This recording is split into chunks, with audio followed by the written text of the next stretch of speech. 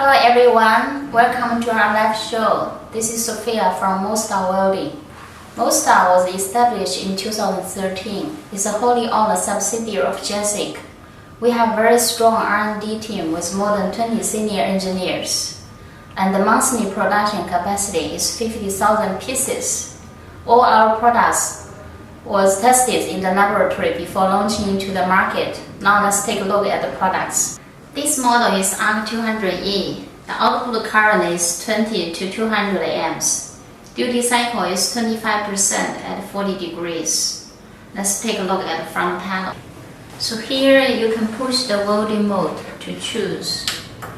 Here we have Lift-Tig, Synergic, and MMA. So with Synergic function, you only need to choose the size of the electrode, and the current will match automatically. You can also adjust the current here.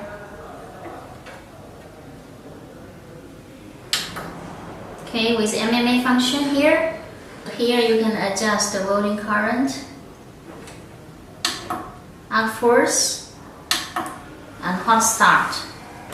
So this range we have ARC-120, 140, 160, 180, 200 available, and we have 3 options: without display, with digital display, and with LED display.